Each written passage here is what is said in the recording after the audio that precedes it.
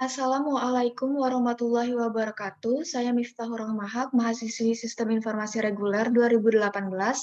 Di sini saya akan memaparkan jawaban mengenai UTS dari mata kuliah Enterprise Resource Planning. Untuk soal yang pertama, pengembangan ERP atau Enterprise Resource Planning harus memperhatikan yang disebut dengan best practices. Jelaskan dan berikan contohnya. Sebelumnya, best practices dapat didefinisikan sebagai suatu cara yang paling efisien dan efektif atau hasil terbaik untuk menyelesaikan suatu tugas, berdasarkan suatu prosedur yang dapat diulangi, yang telah terbukti manjur untuk banyak orang dalam jangka waktu yang cukup lama. Istilah ini juga sering digunakan untuk menjelaskan proses pengembangan suatu standar untuk melakukan suatu hal yang dapat digunakan oleh berbagai organisasi, misalnya dalam bidang manajemen, kebijakan, atau sistem perangkat lunak. Kemudian untuk tujuan dari best practices pada ERP ini, ialah memberikan pengetahuan dan best practice tentang sistem dalam ERP, khususnya mengenai modul sales and distribution, materials management, production planning, financial accounting, controlling, dan human capital management.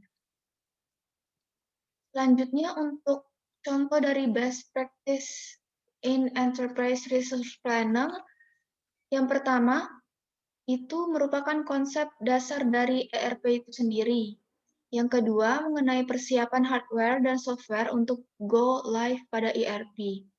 Penerapan software ERP pada berbagai provider sistem ERP, penerapan ERP pada sales and distribution, penerapan ERP pada materials management, penerapan ERP pada production planning, penerapan ERP pada financial accounting, penerapan ERP pada controlling, penerapan ERP pada human capital management, dan best practice, case study, serta troubleshoot yang ada di dalamnya. Untuk soal yang kedua, salah satu manfaat diterapkannya ERP adalah adanya standarisasi data dan informasi. Jelaskan beserta contohnya. Sebelumnya, ERP atau Enterprise Resource Planning atau perencanaan sumber daya perusahaan merupakan sebuah sistem informasi untuk mengidentifikasi dan merencanakan sumber daya pada perusahaan yang diperlukan untuk mengambil, membuat, mengirim, dan menghitung pesanan pelanggan. Nah, pada ERP ini, sistem informasi perusahaan yang dirancang untuk mengkoordinasikan semua sumber daya, informasi, dan aktivitas yang diperlukan untuk proses bisnis secara lengkap. Sistem ERP pada umumnya didasarkan pada database dan rancangan perangkat lunak modular. ERP merupakan software yang mengintegrasikan semua departemen dan fungsi atau perusahaan ke dalam suatu sistem komputer yang dapat melayani semua kebutuhan perusahaan untuk mengkoordinasikan informasi, baik dari departemen penjualan, dari HRD, produksi maupun keuangan. Untuk standarisasi data dan informasi dalam ERP ini, menstandarkan data dan informasi melalui keseragaman pelaporan, terutama untuk perusahaan yang besar yang biasanya berdiri di banyak bisnis unit dengan jumlah dan jenis bisnis yang berbeda-beda.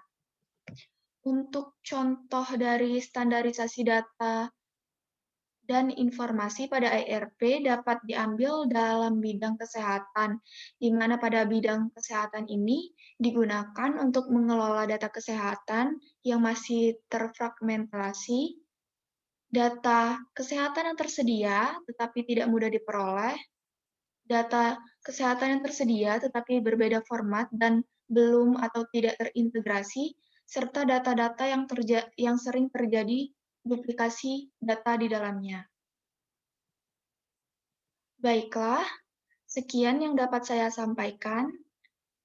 Kurang lebihnya saya mohon maaf. Saya akhiri. Wassalamualaikum warahmatullahi wabarakatuh.